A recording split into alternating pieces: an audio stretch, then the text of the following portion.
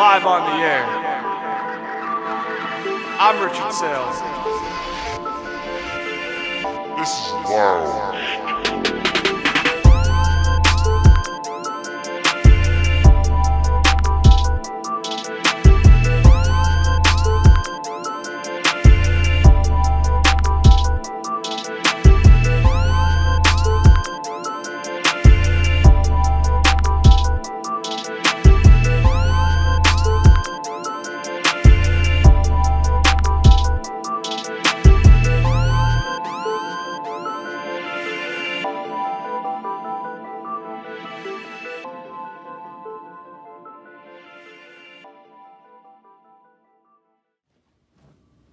Hello and welcome back to another week, another episode of Lounge Time. I'm your host, Rich Sale. Back after 2 weeks. Had some stuff I wanted to prepare for this specific episode. We got a lot to get into today. Today is my official NFL predictions. I'm giving you 3 wild cards from each team. I'm giving you all the division winners. I'll give you my MVP. And then we'll go through some awards like Rookies of the Year. Maybe Offensive and Defensive Player of the Year. It might be tough, but there are some choices that I think could definitely get it this year. And then we've got to lead off my hint from last week. If you watched last week's Lounge Time, you'll know what I'm talking about. So anyway, let's get right into it. So, if you guys watched last week's episode of Lounge Time with my uncle, he showed a glimpse of the Joe Montana football game that came out. I'm probably not accurate when I say this, but it ended up being in the early 90s. I don't know if it was 92 to be exact. He knows more about that better than I do, but forgive my wrong, accurate timings of when certain things came out. But if you guys remember, I did tease my thoughts on the Madden video game franchise when my uncle brought up the Simulation Football League. And I said I was going to give my thoughts on that for this specific episode because I've got a lot to unpack here. To answer that part of the segment, when my uncle showed me the Simulation Football League, I was like, okay, it's all right, but it's their own custom teams. It's not something where I'm like, oh my God, I need to, really check this out. I wasn't, just felt like, did it really give us hope that where I'm going to go with this in a little bit? Not really, okay? Which brings me to my thoughts on the Madden video game franchise.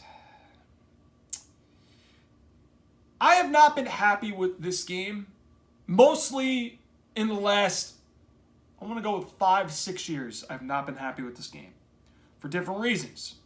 So let's all take a trip back to memory lane. Since my uncle showed you his football games when he was here 2 weeks ago, it's time to show you guys mine. It's time to show you guys mine, all right? And yeah, I'm not joking when I say this. I have collected every Madden basically since Madden 07, okay? The only one I didn't get was 25. But this is how it all started. Right here. Remember guys, especially guys that played in our generation, remember the PlayStation Portable? You don't see those very often anymore. It's just strictly consoles. Remember this? I had this as a kid. This was my first ever Madden. I think I got this, my uncle gave it to me in probably before Madden 10, which was the first one I bought because that was like a really hyped game. All right? That was the one with Fitzgerald and Palomalu on the cover. This one. This was my first ever one I ever got after 07 that I really wanted. And when you guys see this, and as I'm talking about, I'll show you guys this. So this was Madden 07. This was when Sean Alexander was on the cover. Whole different compared to what we are seeing now. Show you guys the back. The graphics, probably, well, no, they're not probably, but they are way different, as you can tell by the back of this. But they had mini games. If you can see the small print here, Yep, you can see probably in this corner. It's a little tough. It's small print. But they had mini games. That's something I know some members really want back. It's never been back. Let's go to 08 with Vince Young on the cover. Okay? Now, one thing I really liked about these early Maddens, mainly, all of these ones in my collection, were, remember this, I think they were called Superstar Challenges, I want to say. Do you guys remember those? Like, it was like the player's name, and then you had to go in the moment. They would show the score, the time in the game, and you had to do like an objective, which I thought was pretty cool. And I think there was like 5 rounds you had to go through. There was always that one hard one. I remember that. I tried to get through every single one. I think it started actually in this Madden 08. Okay? That's where I think this one started, because 09, this is when Favre was on the cover. But it's funny you guys see the Packers jersey because he actually played for the Jets that season. I think they did change that. But this was the one where they added the classic teams in here. I think they had him in 07, in 08, Madden 08. I'm not sure though, but I'm going to say they did. But if you can see, they had the 20 years. So I know this was the first one that had it. But if you guys remember those classic teams, they had the numbers on it because I guess there was no such thing as like player name, image, and likeness. I think that started in 15 when it was in console. And if you guys remember, this is the pre-Ultimate Team. Like, well before Ultimate Team even existed. Wasn't even a thought. Okay? These Maddens were different. And another thing I liked about it was you got to do like your own fantasy draft, but included defensive guys too. Right? And I thought that was so cool because you could do it 2 ways. You could do it with the team that they had in the game, or you could do it as an auto draft where you could do all the players in the league, all the teams, and they would randomly draft the players to their team. Like, you would see, like, Brian Urlacher on, let's say, the Tampa Bay Buccaneers. Like, you know what I'm saying? Like, icons going to different teams so that you could see different overalls and stuff. There wasn't, like, no super teams. You could do that kind of a mode if you guys understand what I'm saying. That part was really fun for me. So those 2 modes in Madden were my go-tos, besides just playing like regular teams on the PlayStation Portable, because you really didn't have a lot to do until we go into the console versions, which I want to say started in Madden 12 with the start of the Ultimate Team era. Madden 10, I think, to me, guys, this was like one of my favorites because there were so many good teams to try out. It was so awesome. Like, there were so many good teams to try out. Madden 11, I think, was the last one that Brett Favre was in. I really was glad he was in as a Viking. I didn't think he would make the rosters. I don't know if you guys can see it. But, you know, this is how far back I go. And then my last one for the PlayStation Portable before they completely stopped making games was the one with Peyton Hillis on the cover. All right, this was another one of my favorite ones where you had also a lot of really good teams in it. Guys, that's how far back I go. I remember those like little modes you could do. And you have to remember, you can't really voice chat and party. That was not even a thing back then. Okay, maybe if you had the consoles, but I don't know if they did that until they had the PS4, Xbox One, I want to say. Which came, I believe, the start of Madden 25. Which was the one I didn't get. Madden 13, if you guys remember, there was the PlayStation Vita. I had that. But the only downside about that was they made games for like 2 years and then they just stopped making them entirely. So that was honestly... Madden 13 was okay. I wouldn't say it was insane. It was okay. But you could see, like, that year, if you guys had that system, the graphics were starting to get a little better compared to what they are now. They're way better now than what they were 10 years ago, 15 years ago. So fast forward to the Madden 15 era, which is when I started playing the mode we call Ultimate Team. And I'm not going to spend a long time on this because I really want you guys to hear the predictions for the NFL season. So I'm going to make this as quick as possible. When I went back to 15, when I had the PS4 console, guys, the graphics were so much better. To me, 15 and 16, I'm going to bundle together. They were the most fun games I've ever played in a year, okay? I literally tried Ultimate Team, and I did not even mean to click on that game mode, and all of a sudden, it was when actually teams were balanced and matchmaking was balanced to where you played a team identical to your lineup or close to it. And what I remember about those games specifically, those Ultimate Team games, were two things. If you lost a game, one of two things you knew you had to do. That was you had to get better at the game, which I needed to because it was a transition from me going to the PlayStation Portable to PS4 console, and I had to get used to like the whole new adjustments that I didn't have to really deal with 5 years ago because it's different when you play on one system the whole time, but it's a lot different when you're transferring from PlayStation Portable to PS4. So two different, I don't want to say consoles, but two different game systems. But obviously they're the same company. But I'm saying one was handheld, then you're going back to console. But what I remember about but the second thing I learned was your team had to get better. Now me, in 15, I had a budget team. It wasn't really until when I had a really good team was when I had 16. Okay? And I'm going to tell you guys a couple cards that really might bring some good flashbacks. Okay? A couple cards I really liked when I had 15 and 16. I think I had my Ultimate Team. I want to say, the Styles Peyton Manning. It was a 95. It was like the cheapest quarterback. And I was like, okay. But that's when I didn't know really how to be good at Ultimate Team. Okay?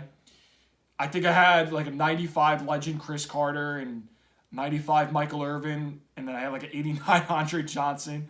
Yeah, my team was bad. Okay? And online, I actually did pretty good. I think I went, I had gotten deep in the playoffs, but I couldn't get to my first online Super Bowl, which was hard. But the way they did seasons, the way they did matchmaking, gameplay was on an all-time high. Like, when I was in high school, I used to really, really want to get back so I could play a game with my friends and, try out Ultimate Team Online. The good old days, as I like to call it. 16, I had a couple of my favorite cards I want to say were the Madden Legends John Elway, one of my all-time favorite memories. I had a Hail Mary. It was a weird unorthodox one. It was like a pump fake, and then he launched it with a guy hitting him. Oh my God. And then like the catch if you guys remember the Journey, the first one, I think it was 91. No, not Journey 2. It was a 91 Amari Cooper, one of the most overpowered Madden cards at the time. He caught it in like double coverage, swerved around four guys, and scored. This was in I want to say, divisional round of the playoffs. And I ended up getting to the Super Bowl that first season, but I lost. But there were so many fun memories about those games that made those Maddens to me good. Now, other people are probably going to say, well, those games weren't really good. Okay. But again, this is my personal opinion, what my favorites were. And then we get into where we are now. 17 up to 23. You guys know why we have issues with Madden right now? Most of us. If you guys probably don't remember, but I'll say this. Remember when 17 first came out, they got rid of online head-to-head seasons? And they didn't bring them in until like December? I do. Okay? If you remember, the season formats were different in 15 and 16 as opposed to what they were in 17 up until 22, because 23 they changed it, which I'll get into in a little bit. But 17, you could be, I want to say, 7-1 and still get a bye. I don't remember how many wins it was to make the playoffs. It might have been less than 7 just to make it. I'm trying to remember how it was. But I know if you had one loss, you could still get a bye. In 17, if you didn't get 7 wins, you didn't get in the playoffs. If you got one loss, you would go from a bye to a wild card. That's how much they changed it. But what also got hiddenly unnoticed, and I think what gets swept too much off under the carpet, matchmaking changed. Okay? They put in a new algorithm in at the start of 17. Let me ask you this. If you played Ultimate Team Online or any online mode, when you were on a winning streak, did you ever notice them starting to match you up against harder teams? And I don't want to say they rigged certain outcomes, but didn't you feel like certain games were kind of rigged where you're like, wait, I should have won this game. But somehow one unlucky thing goes against you and sends you on a complete downward spiral on like a 3, 4, maybe 5, 6 game losing streak. You ever know why that's the case? The algorithm. They see you're on a roll, and the minute they see it, the downfall happens. That's one thing I think that gets completely overlooked when we talk about the downfall of Madden, okay? And where I think it's got to be a little bit more attention made to, okay? And matchmaking and gameplay, to me, fall on the same shoulders, okay? Gameplay declined massively during that season. Gameplay massively declined. Mainly the year after 17, which was 18, okay? And 18, I think, was when things really fell apart. Weekend League was introduced. They started the ability at kind of, I wouldn't say ability era, but if you guys remember, the red chems were kind of the prelude to the abilities which became existent in 20.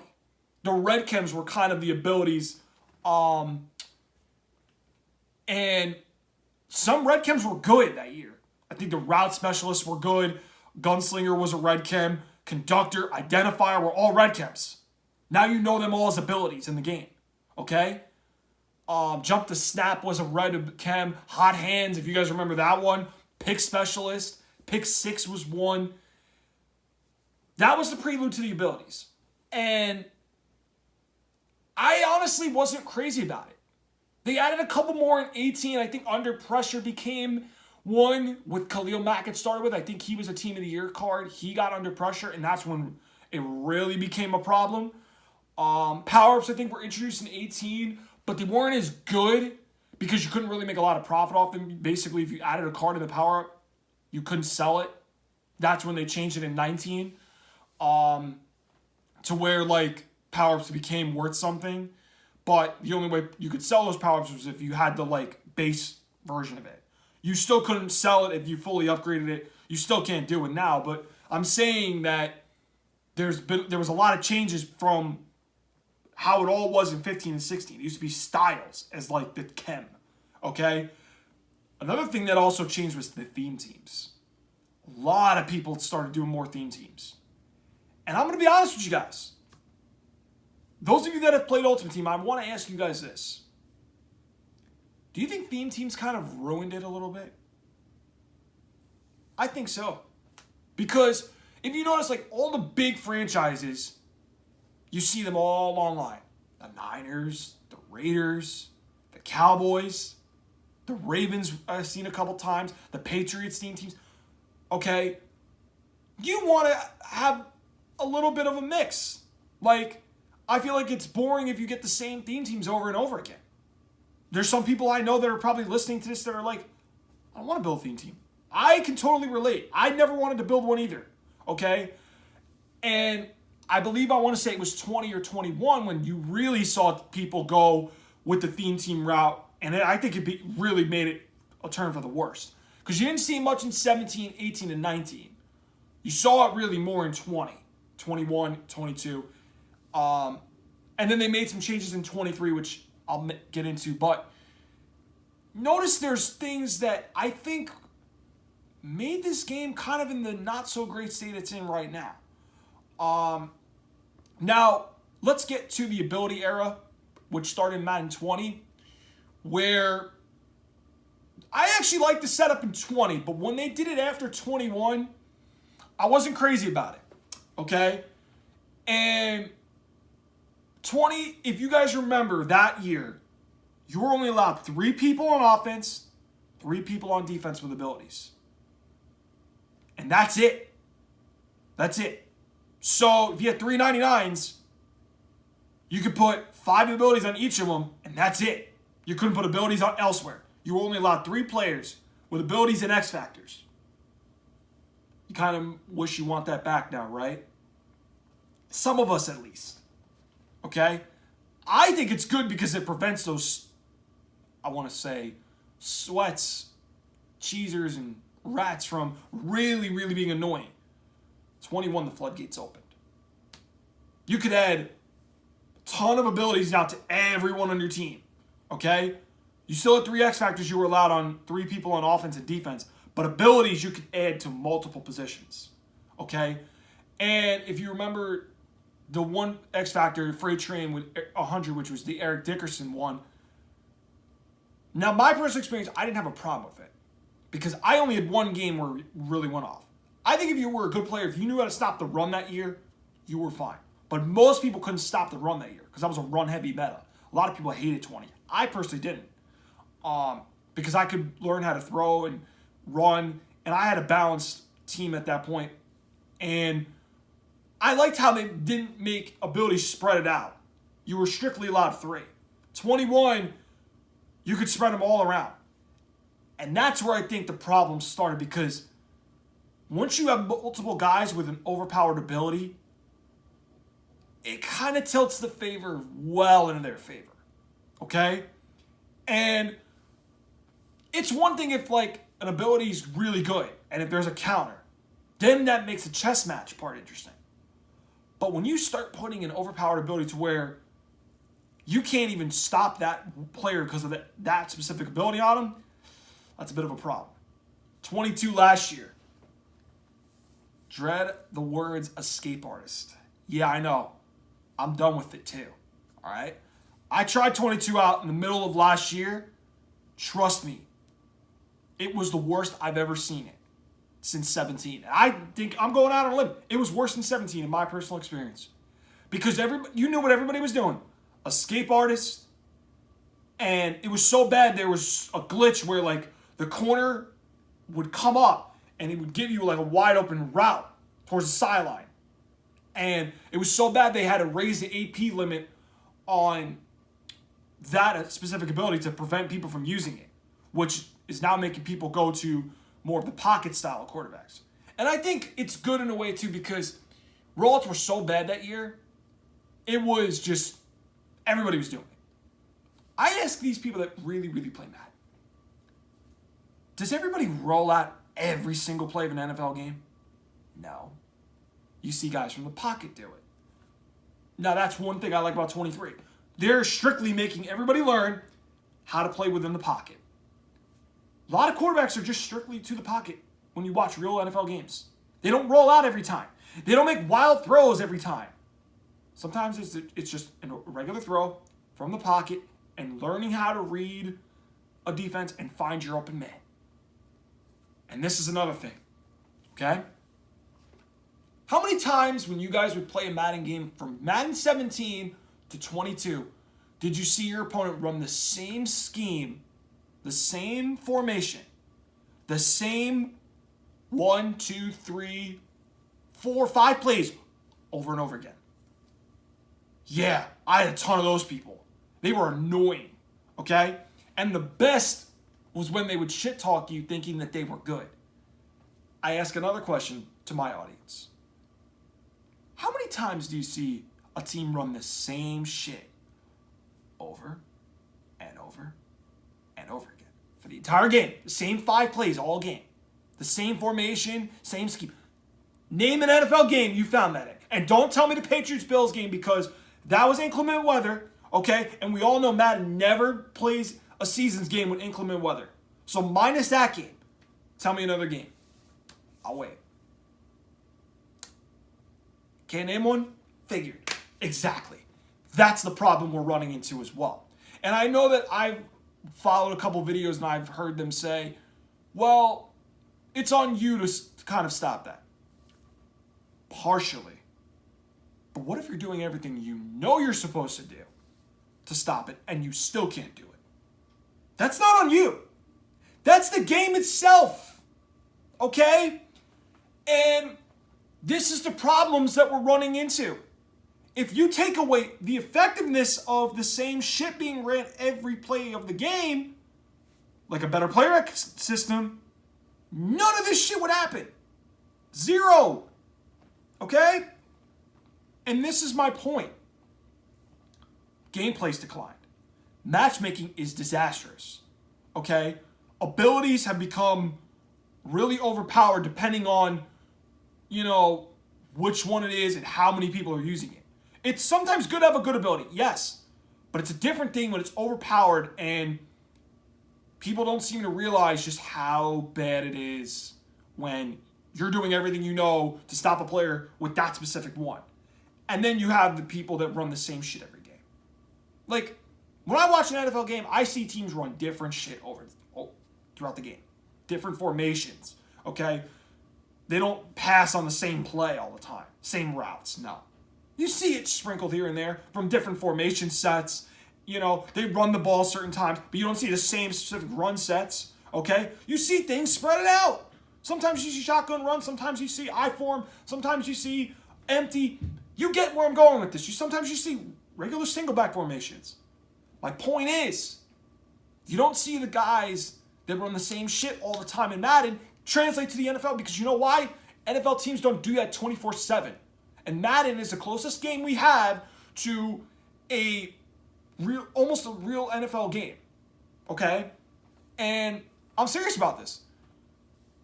Those people that run those same things shouldn't be able to have it go for them every time. Okay? So, if you combine all those factors, why do you think Madden's been declining? Why do you think so many people are against it? Those reasons.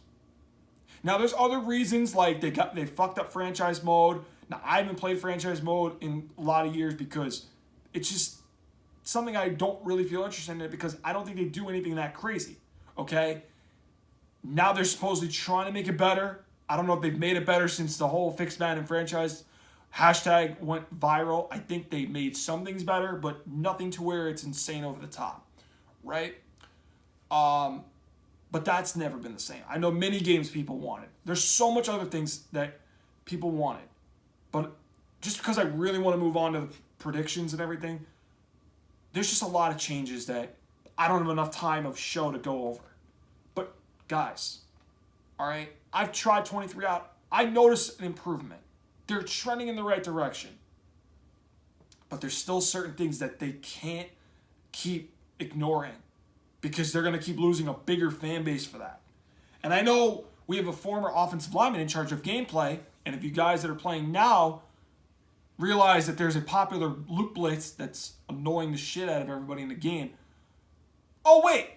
We have a former offensive lineman in charge of gameplay. And he plays line, and yet he can't even fix a damn loop blitz. Okay? And yet, I know some of us have called for his job. Okay? But at some point, we got to ask ourselves this. Is EA really going to fire Clint Oldenburg? Hell no. We all know this. Although Amazon did buy them out, but we all know good and well they're not firing Clint Oldenburg, the head of the gameplay team. We know that, okay? Be honest with yourselves. You think they're really going to fire Clint? No way, okay? So that's where I kind of say, all right, well, we all know that Clint's not getting fired. So throw that scenario out. Are they going to fix what we want? They've gotten some things right, but there's some things that they just don't seem to want to fix, or let alone change or adjust. But this is why we are in the state that we're in. Okay, there's a lot of other things I could go into, but I don't have a lot of time in the show to go over all that. Because I know you guys came mostly for the NFL predictions. But I wanted to take a little time to share with you guys my experience with the Madden video game franchise. Again, I'll show you guys the games one more time real quick. This was Madden 07. Really cool, right? I'm going to go a little quick since I want to get into predictions. Madden 08. Vince Young on the cover. Sean Alexander was on 07. 09 with Brett Favre on the cover. Madden 10 with Troy Polamalu and Fitz. personally, my favorite Madden cover of all of them. Madden 11, Drew Brees.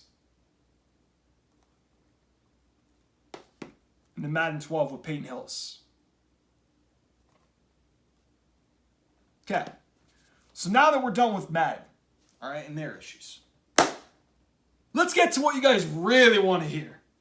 It's my NFL predictions, my official picks. Now, after 3 weeks of preseason, after seeing all the 53-man rosters, practice squad players are being put together, I think still going on now. Maybe they've already been done. But after looking through schedules and after looking through draft classes, after looking through free agencies and trades and a crazy offseason altogether, the time has come now to make the picks. So, here's how we're going to do this. I'm going to do just like I had my uncle. I'm going to go by divisions. If I got a wild card, I'm going to say the wild cards.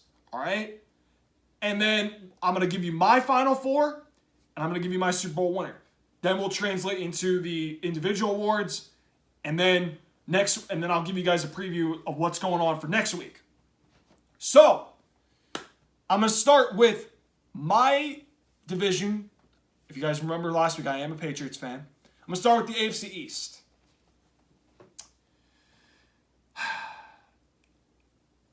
I think any real Patriot fan knows that the Bills are winning the division. I will concede the Bills are winning the AFC East. They're better than what they were last year. They've been knocking on the door in the big AFC landscape, okay? And I think that they're going to win the division by like 5 games over the next closest team, okay? Probably a little more. All right, I got them somewhere like 13-4, maybe 14-3. I know it's a reach and it's a lot of games, but I really feel like they're poised to take off. Okay? I got the Bills winning the AFC East, and as a Patriot fan, it pains me because they blew us out in the playoffs last year. It pains me to say this, but yeah, they're winning the division.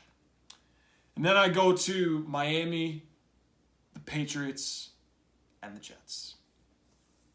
Let's be 1,000% real here. The Jets did have a nice draft, but they are a couple years away from really taking off. Okay?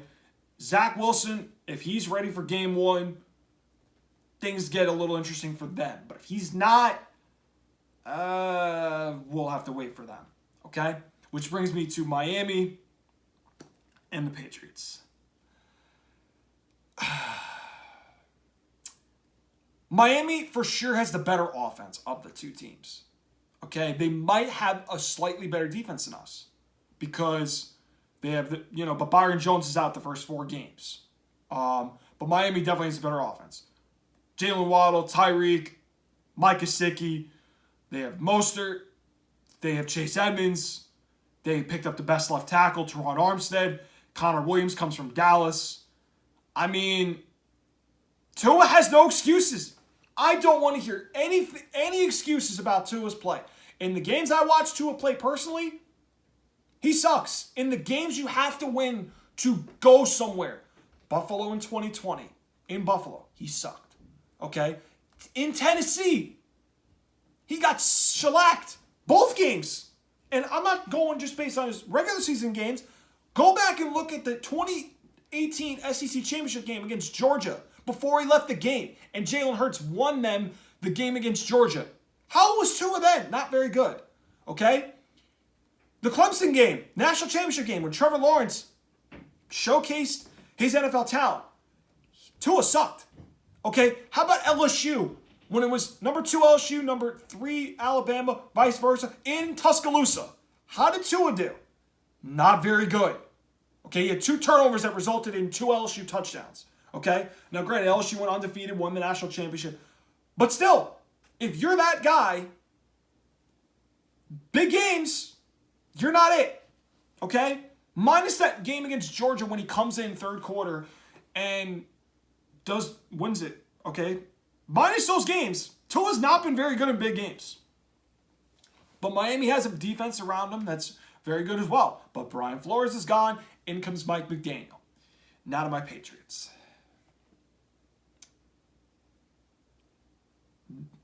And I'm debating because the middle part is not so bad. The first 4 games and the last 6 or 7 are fucking brutal. Okay? But I watched my team in the preseason. All 3 games. And I don't like a damn thing I saw. We're putting a new blocking scheme in, and we can't block anybody. Okay? And Matt Patricia and Joe Judge, we're hiring 2 idiots to call plays. We're really trusting those 2 misfits to win and get us a playoff spot? Really? 2 misfits, 2 idiots who have never called offense in their life. Really?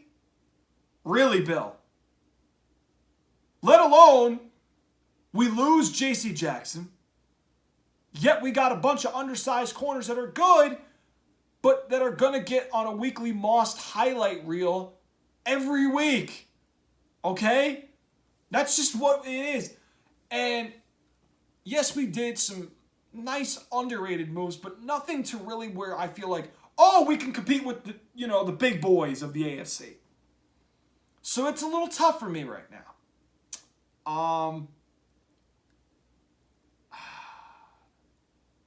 You know what? I don't think we're going to make the playoffs. I don't like anything that I saw in the preseason. I don't think that Miami's going to make the postseason either. And I think that Miami's got a nice first 12 games. Look at the last 5.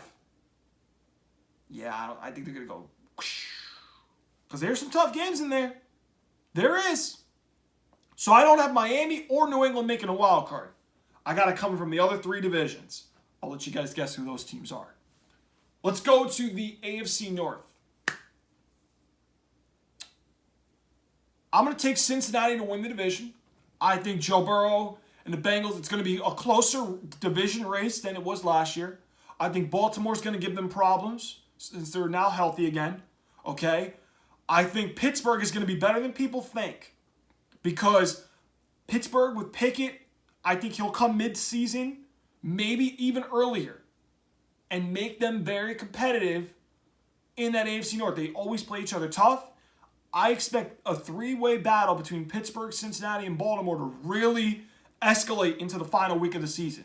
And I'm going to tell you guys right now, my prediction for the Sunday night game, the winner-go-home game, Cincinnati and Baltimore on Sunday night. Book it. That's going to be the Sunday night game for Week 18. All right? That's what it's going to come down to. Because that's how close I think this division is going to be.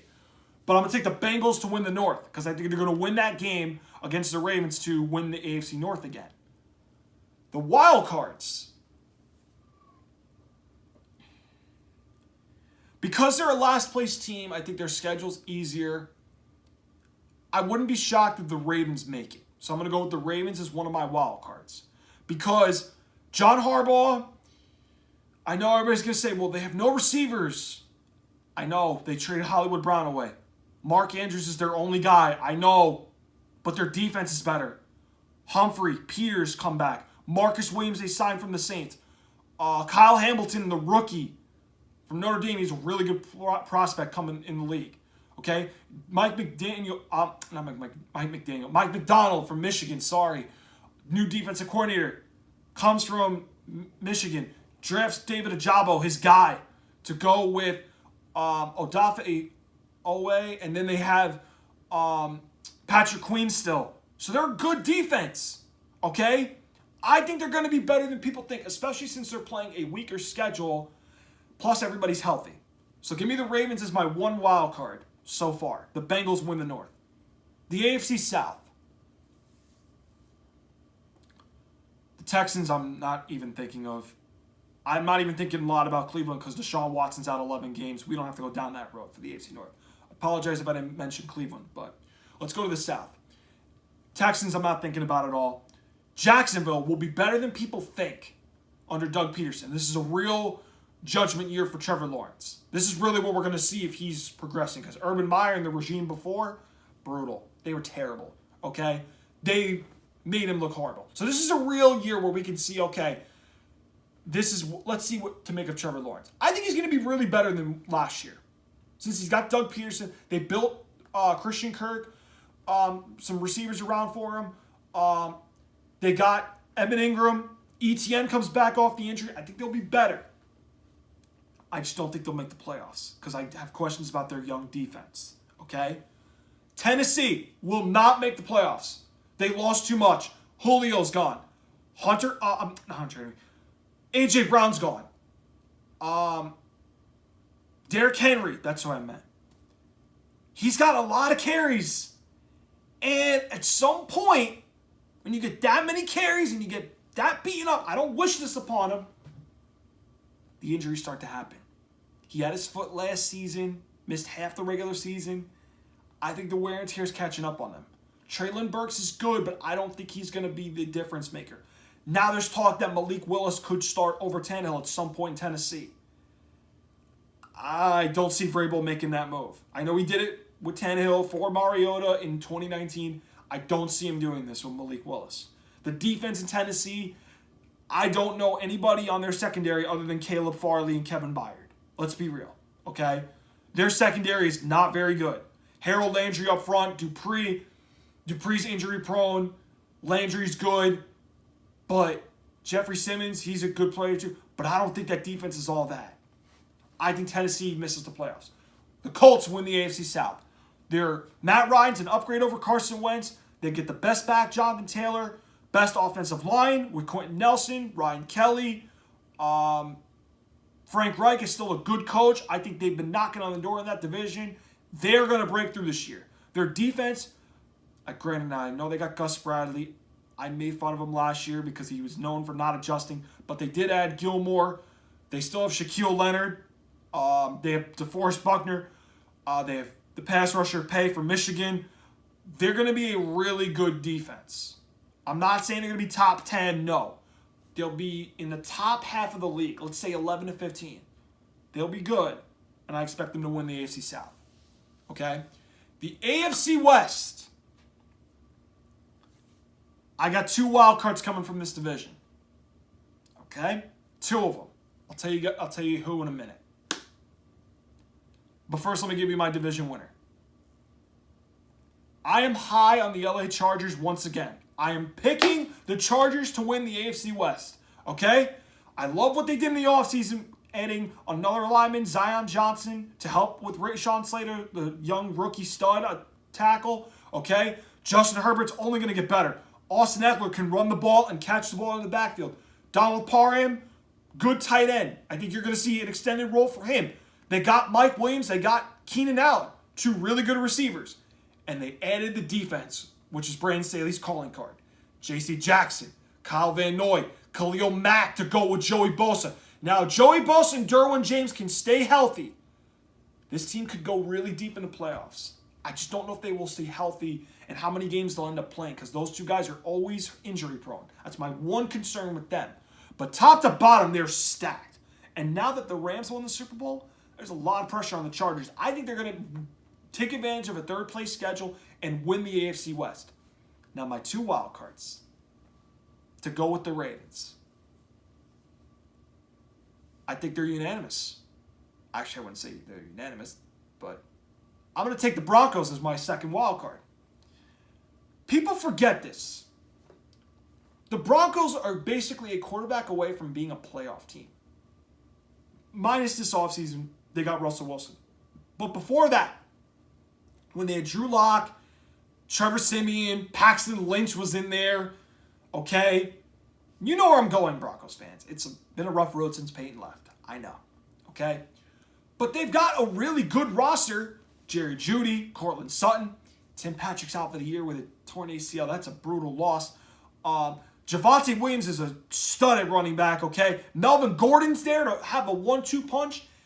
The defense, I think, with Gregory and Chubb is going to be a nice 1-2 punch. Shelby Harris is a very good interior lineman. Not really talked about, but I think he's going to be having a big year with Gregory and Chubb occupying the edge. I think that the secondary with Justin Simmons, they're going to be really... Kyle Fuller, I think, is still there. They're going to be a really good defense. Vic Fangio made them a really good defense. They just had no quarterback to help them win games. Now Russell Wilson's there. Huge upgrade. Okay? I get it. The last couple years in Seattle were not that great. But I'm going with Russell Wilson. And the Denver Broncos, now I know Nathaniel Hackett's a new coach. We have no idea what to expect of him. I get it. But I think Russell Wilson and him at least get a wild card. And my final spot. And I was tossed up between a few teams here. I was tossed up between the Patriots, the Steelers, Miami, because the AFC's stacked. All right? And then these two teams. The Raiders and the Chiefs. But I've got one of them going in. And you ready for this, America? I'm taking Las Vegas Raiders for my third and final wildcard spot. Mic drop. That's right.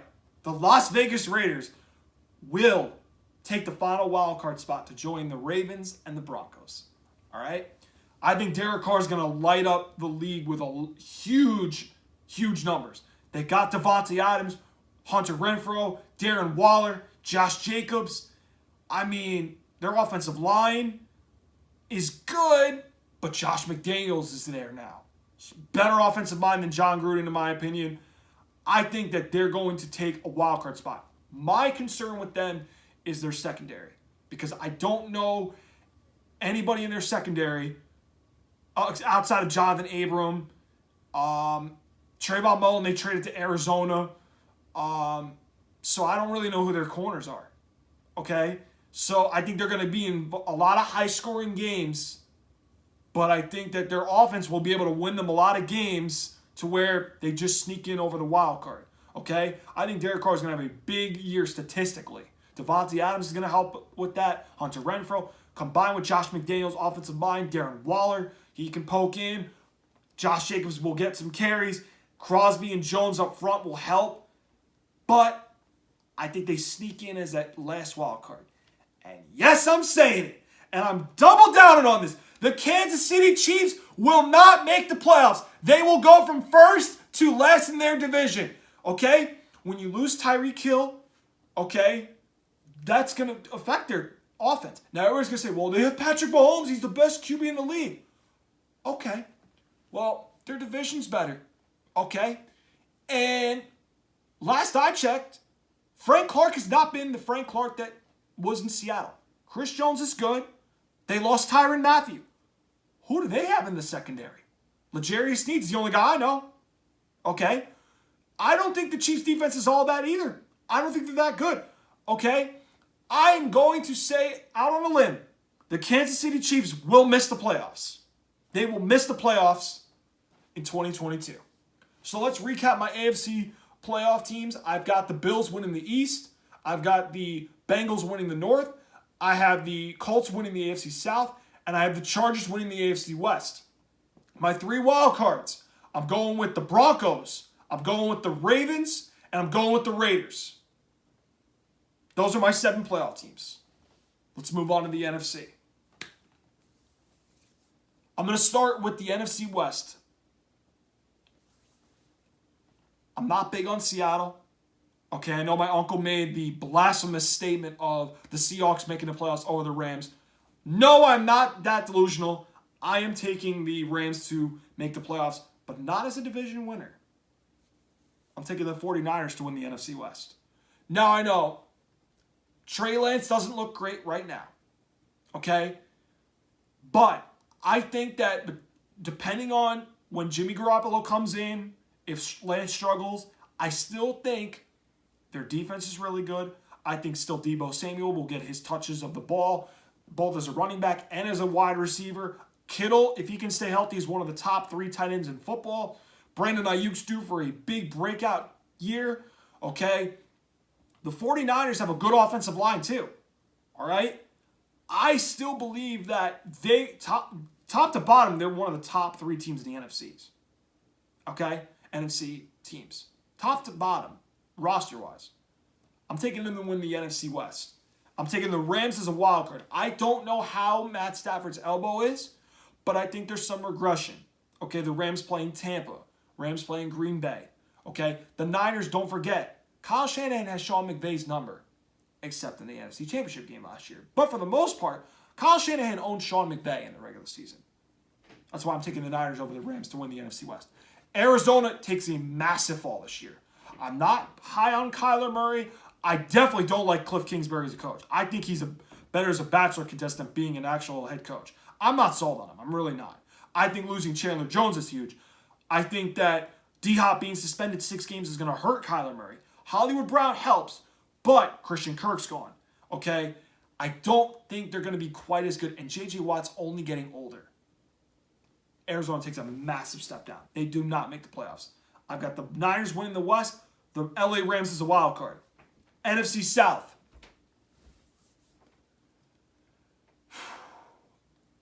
I'm a huge Brady fan. You guys probably knew this based on last week when I said I was a Patriots fan. I rooted for him in Tampa to get a Super Bowl over Belichick because you don't let him go if you're the Patriots. You just don't. I understand there's a time and place to move on, but you don't let a guy like him leave. But that's a different subject for another day. But I always root for Tom, especially in Tampa. I get it. He had an 11-day hiatus. He retired for 40 days and came back. But you media suckers, let me tell you something. You know what's great? You're the gift that keeps on giving. You know why? Because you suckers fall for the same trap every year. You doubt this man. You say Mahomes is better. You say Josh Allen's better. You say Aaron Rodgers is better. Physically, yes. But they don't win. They can't win when it comes to them rings, man. Okay? When I know Josh Allen had a great postseason last year. I know Rodgers has been one and done the last time in the postseason. We saw him. And Mahomes really stuck up the AFC Championship real bad. Ooh, he had a massive stinker. Okay? But they don't win like this guy does. And every little slight, he uses it as fuel. Okay? So the media, I warn you, you're suckering yourselves into the trap. Keep motivating this guy because you're playing a dangerous game. Because you know and I know he's got something that he wants to prove still. Okay? Everybody say, well, he's not fully bought in. When have we ever known to say Tom Brady's ever been fully bought in? Give me a break. Okay? The Bucs will win the division. I know the offensive line does concern me, but the schedule is brutal, I know. But Tom Brady's there. I think that's going to ease all the concerns, and it's better than having Jameis Winston, though, if you're Tampa. Be real about that. All right? Todd Bowles over Arians, okay. This is his real shot as a head coach. That defense will be good. I think they'll fix things up. Their secondary comes back healthy. Godwin will come back middle of the year. Julio Jones will hopefully find his role in the offense. I believe Tampa wins the South, but it's a little bit of a sweat, which brings me to my next team. My second wild card in the NFC belongs to the New Orleans Saints. I know I just said you'd rather have Tom Brady over Jameis Winston, right?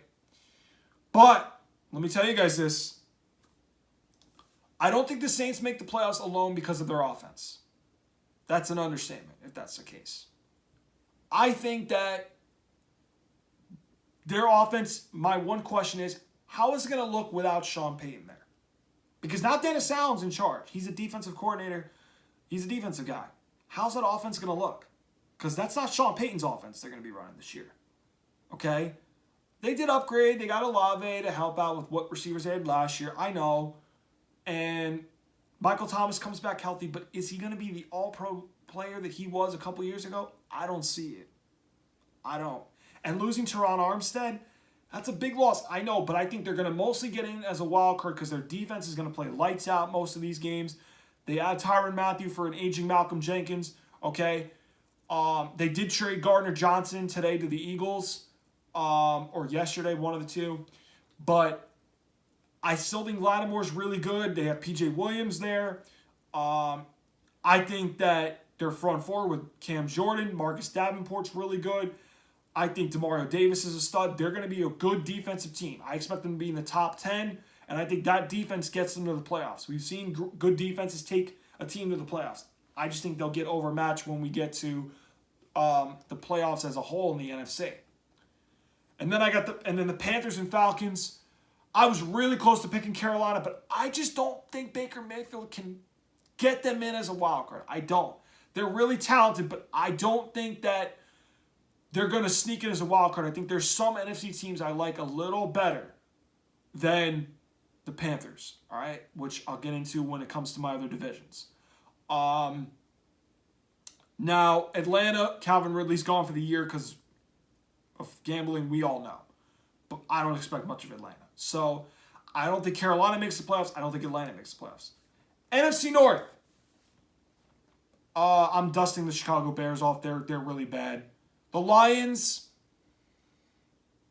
I know they were on Hard Knocks. I know Dan Campbell's a really likable guy, but the Lions just have bad luck. I'm sorry. They have bad luck. I can't do it. I can't. They're a couple pieces away. I don't think Jared Goff's the guy to get them in a wild card. I don't. So I'm gonna say the Lions miss the playoffs. And I'm gonna give you the Packers winning the NFC North. I think the Vikings will make them sweat. I really do. I think Kevin O'Connell and for Mike Zimmer as a head coach will make the Packers sweat. But Aaron Rodgers and them eventually will win the division because their defense got better, okay? And I know the receivers are not great. Devontae Adams is a huge loss. This is a real test for Aaron Rodgers now. Because if you can get to the championship game with these receivers, I start to put you on that middle of the upper half among great quarterbacks. I really then start to separate him from guys who just made the top 10. Now, if you guys want to know my top 10 QB list, please let me know in the comments, and I will somehow fit it in one of my shows. I know you guys are probably curious now that I brought that up. But I think that if Rodgers gets to the championship game with these receivers, he's in the middle of the upper echelon of the great quarterbacks, okay? I do think the Vikings make the third wild card in the NFC. So that leaves only one spot left, which is the NFC East, but we're going to get to them in just a couple of seconds, okay? I think the Vikings with O'Connell over Zimmer, upgrade. Justin Jefferson, Adam Thielen, they just got Jalen Reagor from the Eagles. Dalvin Cook, if he can stay healthy, they're going to be a really good team. I think they're going to be better than people think. They lost a lot of one-score games last year. I think O'Connell coming from Sean McVay's tree, I expect them to make the playoffs this year. I don't think the defense is going to be a huge improvement, but I think they're going to be much better than people think it's going to be. I think they'll be at least middle of the pack, which should get them to the playoffs, considering they can score a lot of points. In the NFC East. This was the hardest division to pick because this division, there's no repeat winner since the 03-04 Eagles. Okay? Washington, give me a break. Carson Wentz, really? No. They got their own problems. Carson Wentz is one of them. They definitely don't win the division. The Cowboys, they have the talent, but penalties, injuries at wide receiver, Tyron Smith's hurt. The defense, are they really that good? I don't know. I know what Parsons is. He's a really good player. I know DeMarcus Lawrence is a nice compliment to him. I know that Trayvon Diggs got beat a lot last year. He allowed the most yards for a guy who led the league in interceptions. Smells like overrated. I know. Dan Quinn's a really good mind. I'm sure he'll find some things, but I don't see the Cowboys making the playoffs. The Giants, they had a nice draft. I don't know if they are getting rid of Darius Slayton. I heard Kenny Golladay has not looked good. I don't know if Saquon Barkley could be what everybody wants him to be. Their offensive line, I'm a little shaky. I did like the Evan Neal pickup. The defense, they get an upgrade. Wink Martindale. They add Brian Daboll as the head coach. I think that's going to be good. I just don't know who their back end is. Besides Xavier McKinney, who is their secondary? Adoree Jackson, that's your best corner? Yikes. I don't know about that. And then the Eagles, obviously, the main question mark is Jalen Hurts. But they're really stacked top to bottom. I'm going to shock a lot of people with this. I'm taking the Giants to win the NFC East. I am. Call me crazy. I'm taking the Giants to win the NFC East. I think Tyrod Taylor is going to come in at some point for Daniel Jones. I think that Dayball is going to mix in that running game with Saquon Barkley. I think that Kadarius Toney's a stud. I don't think they'll get rid of Slayton. And I don't think they'll get rid of Galladay. I think they'll find a way to make it work. And I think Wink Martindale's going to find a way to make that defense better than people think. I really do. Yeah. Psych, I got you, Giants fans. Damn no, I'm not picking them to win. Hell no. Hell no. No, for real, the Eagles win the NFC East. Got you, didn't I? I got you, didn't I? I sold you guys real good, I know. No, the Eagles win the NFC East, man. No, they do.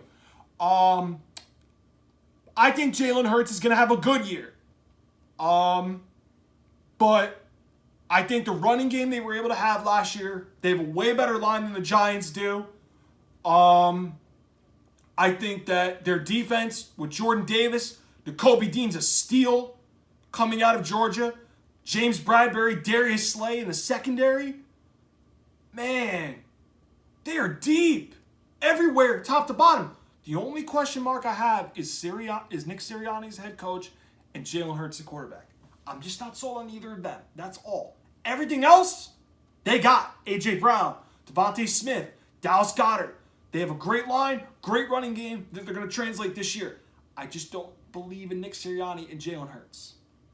Okay? So, NFC playoff teams, Eagles win the East, Packers win the North, Bucks win the South, and the Niners win the West. The wild cards, Minnesota, the Saints, and the Rams. Those are my NFC wildcard teams. Final four. Here we go. AFC Championship. You ready for this? I got the Bills matching up with the Bengals. I think Joe Burrow does go back. I think it's going to be them and the Chargers in the second round. I think it's going to be a really good divisional game. I could see winner of that going to the AFC Championship to first Buffalo, but I think in the end, I think Buffalo is the best of the AFC, and I think that it's their year. They've been knocking on the door. It pains me to say this as a damn Patriot fan, but I really do think Josh Allen takes the year. They bounce back from that Kansas City loss, and they go to the Super Bowl and represent the AFC. The NFC.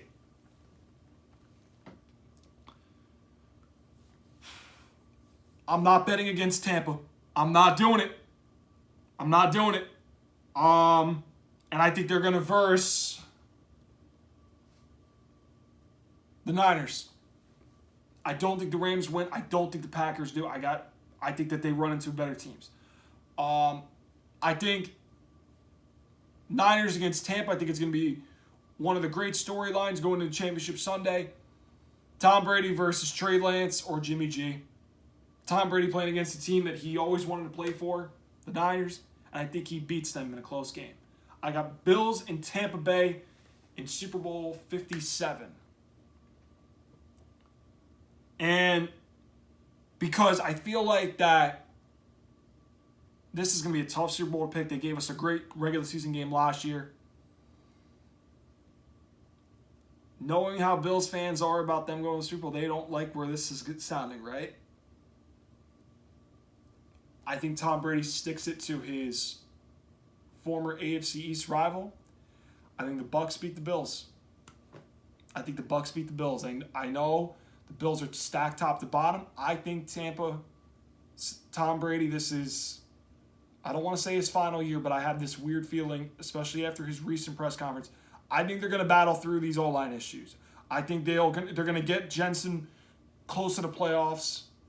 This is just a guess, but I think they're going to get Jensen back. I think that they'll find a way to get some interior O-line help. Every champion goes through ups and downs. They always do, okay? I think Tampa will go through ups and downs with that tough schedule, but I think in the end, they'll battle through, and they'll be fine come playoff time, and they'll be ready to play the big boys. All right? I think they beat the Bills in the end to win Super Bowl 57. You like that? All right. Let's go to the individual awards. I'm going to go fast here, okay, guys? So bear with me. All right? Offensive Rookie of the Year. I think that Kenny Pickett will at some point replace Mitchell Trubisky. And I think that it will be Kenny Pickett winning Offensive Rookie of the Year. I think he's going to have really good numbers. I think that there's guys like George Pickens that could give him a run. I think that the receivers, I know Jameson Williams is up there for the Lions. I think he could have a big year. I'm probably forgetting somebody, but I'm going to go Kenny Pickett. I think eventually he's going to have a good rookie season. I think that Pittsburgh could make the playoffs possibly. I don't have them making it right now, but it would not shock me if Pittsburgh gets into playoffs and Kenny Pickett plays to where he doesn't cost teams games. I'm going Kenny Pickett, Offensive Rookie of the Year. Defensive Rookie of the Year. I'm going Kayvon Thibodeau. I think he's going to have a big year for the Giants. I think that he's got a chip on the shoulder, okay? I think he's seen Trayvon Walker and Aiden Hutchinson go before him. Aiden Hutchinson, I think, is real close. He's a good candidate to also be Defensive Rookie of the Year. But I'm going with Kayvon Thibodeau. I think Wink Martindale's going to be a blitzing scheme. Kayvon Thibodeau is going to have a chip on his shoulder. Strahan's been working with him. I'm going Kayvon Thibodeau, Defensive Rookie of the Year.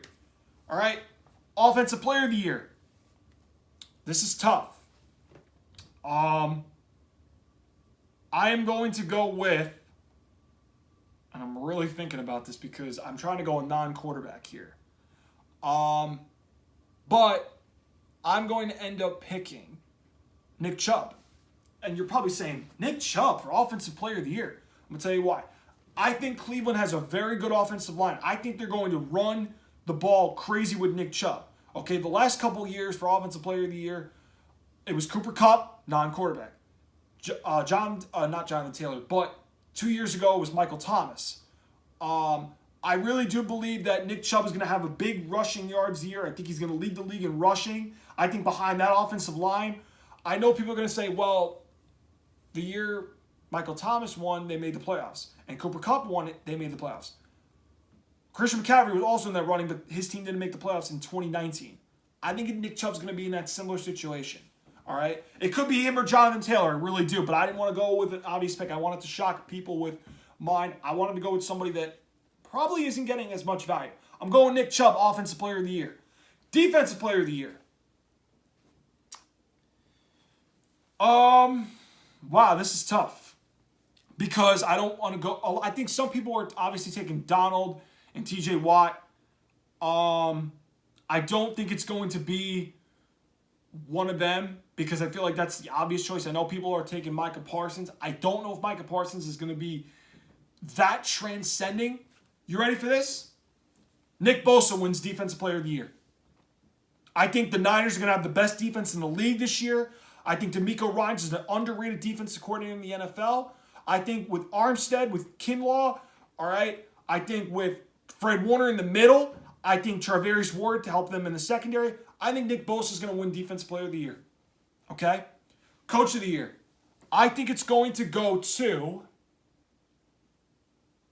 I'm not going to go Brandon Staley. I'm not going to go Sean McDermott. I feel like that's going to be a lot of people's choices. I am going to go with Kevin O'Connell. Because I think that Minnesota going to the playoffs, being a wild card, I think he's going to, take that team that's a really talented team. I think he's going to have a big year for them offensively. I'm going to go with Kevin O'Connell for Coach of the Year. And my MVP. This was really close. I was down to two guys for this award. Josh Allen or Justin Herbert. And I ended up settling on Justin Herbert. Because I think Brandon Staley, what I saw last year, he's letting Justin Herbert have all the keys to the controls on offense. Okay? I think with Mike Williams, Keenan Allen, Eckler, Donald Parham, I think Justin Herbert's going to have an amazing season this year. I'm picking him to win MVP. Over Josh Allen, over Joe Burrow, over Patrick Mahomes, over Rodgers, who's trying to tie Peyton Manning. I'm going with Justin Herbert to win League MVP. Book it. All right? All right, guys, so that's my NFL 2022 predictions for both playoff teams, division winners, Final Four, individual awards, and my Super Bowl 57 matchup. Hope you guys like it. All right? Now, next week, week 1. You guys know what this means. I'm giving my week 1 picks, but I got a couple of guests with me to make their 2022 picks for what I just did. Division winners and wild cards and Final Fours and Super Bowl 57 matchup. I got 2 guests coming, all right, to make their predictions. Plus, I will give you guys my week 1 picks. And for college football week 1, my dad and I make the guarantee. It's our version of our best bets. We're going to be excited to show you guarantee it's where we pick our best bets most likely to happen. And it starts with the first Saturday of college football. That includes a Thursday game. All right? It includes a Thursday game. I just don't know which one it's going to be. Guys, thank you so much for tuning in to Lounge Time. Hope you enjoyed it. Make sure you hit that subscribe button, notification bell on, so that way you guys can get all the updates on the newest episodes of Lounge Time coming to you. And until next time, I will see you guys on the next episode of Lounge Time. Have a good night, everyone.